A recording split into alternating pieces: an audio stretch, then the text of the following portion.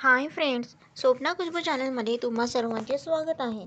Friends, आजच्या व्हिडिओमध्ये आज आपण गृहिणीपणाचा उत्सव चैत्रगौर याविषयी माहिती जाणून घेणार आहोत. त्याआधी तुम्ही जर चॅनलवर नवीन असाल तर चॅनलला सबस्क्राईब करा. चैत्र पौर्णिमेचा चैत्र शुद्ध तृतीया म्हणजे गौरी तृतीयेपासून वैशाख शुक्ल तृतीयेपर्यंत गौरीची पूजा करून महिनाभर हा उत्सव साजरा होतो. देवघरातील अन्नपूर्णा लख्ख करून तिची षोडशोपचारे पूजा केली जाते आणि तिला महिनाभर झोपाळ्यावर ठेवून हा उत्सव साजरा होतो. अनेक शुभचिन्हांची रांगोळी चैत्रागण काढली जाते. गौरी अन्नपूर्णा कशी झाली याची सुंदर कथा पुराणात येते. गौरी ही भौतिक समृद्धीची देवता. अन्न धान्य, वात्सल्य, धन, संपत्ती, सौंदर्य, मांगल्य, कौटुंबिक सौख्य हे सारं काही तिचीच कृपा आणि शिव म्हणजे विशुद्ध ज्ञान, योग, वैराग्य, ब्रह्मज्ञान यांचे ते अधिष्ठान. शिव पार्वती एकदा कैलाशी निवांत गप्पा मारत होते. बोलण्याच्या ओघात शिव म्हणाले, ब्रह्म सत्यम जगत मिथ्या. फक्त ब्रह्म सत्य आहे, बाकी सब झूठ. पार्वती म्हणाले, अहो हे सुंदर विश्व. शिव म्हणाले, साफ खोट.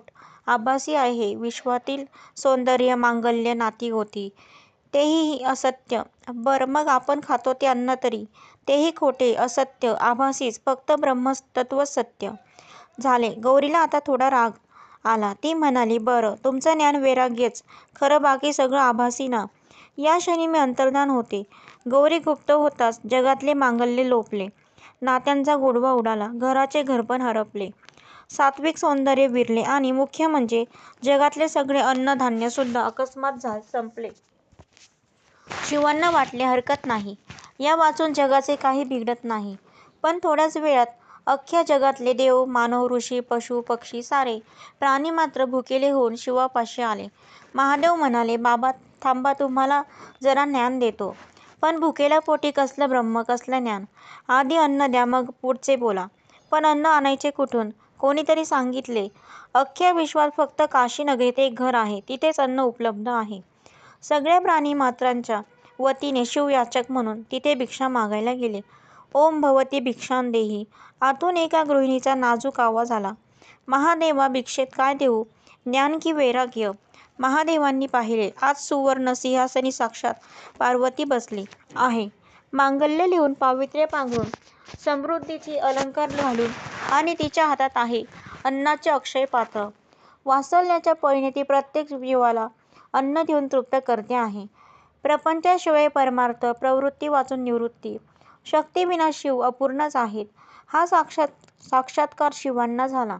शिव म्हणाले, ज्ञान वैराग्य प्राप्त होण्यासाठी आधी शरीरात शक्ती आणि मनात शांती हवी. त्यासाठी सकस अन्न हवे. अन्न हे पूर्ण ब्रह्म. त्याचीच भिक्षा दे. ज्ञान वैराग्य सिद्धार्थ भिक्षांदेहीच्या पार्वती. पार्वती हसली. तिने आनंदाने शिवांना भोजन दिले. शिव तृप्त होताच जगातले सगळे जीव देखील तृप्त झाले. त्या तृप्त अंतःकरणाने महादेव म्हणाले, तू सदाशिवाला सुद्धा पूर्ण करणारी सदापूर्ण आहेस. जगाची आई बनून अन्न पुरवणारी तू अन्नपूर्णा आहेस. साध्या गृहिणीच्या रूपातली ती शंकराची प्राणवल्लभा अन्नपूर्णा म्हणून विख्यात झाली. ही अन्नपूर्णा जगातल्या सगळ्या गृहिणीचं प्रतीक आहे. सोनेरी महालात राहणाऱ्या रुक्मिणीवर देखील द्वारकेतील सगळ्यांना अन्न देण्याची जबाबदारी होती आणि झोपडीत राहणारी सुदामाची बायकोसुद्धा मिळेल तेथे रांधून घराला जीव घालत होती. परिस्थितीचा फरक असेल पण कुटुंबाला तृप्त करण्याची वृत्ती सारखीच आहे. कदाचित ही आठवण राहावी म्हणून नववधूला लग्नात माहेरून अन्नपूर्णा देतात. तिची रोज पूजा करत गृहिणीने सकस अन्न शिजवावे, नाती जपावीत, घराला घरपण द्यावे.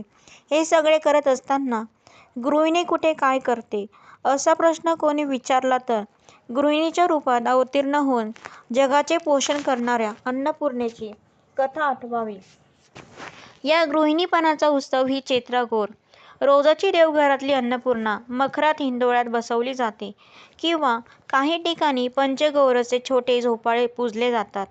त्यात मध्यभागी ही गौरी आणि सभोवताली तिचा परिवार शिव, गणेश, नंदी वगैरे. गृहिणी हीच घराचा केंद्रबिंदू आहे हे यातून बिंबवले जाते. स्वयं पंचनान पुत्रो गजानन षडाननो दिगंबर कंठ जिवेदन्नपूर्णन चैदेही.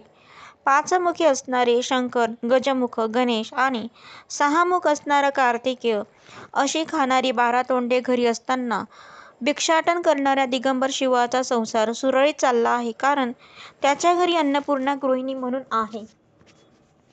शिवापासून तर जगभरातल्या सगळ्यांचे संसार ज्याच्यामुळे सुरळीत चालले आहेत, अशा गृहिणीच्या रूपात असणाऱ्या अन्नपूर्णेला नमन. अन्नपूर्णे सदापूर्ण शंकर प्राणवल्लभे ज्ञानवैराग्य सिद्ध्यर्थम भिक्षादेहीच्या पार्वती.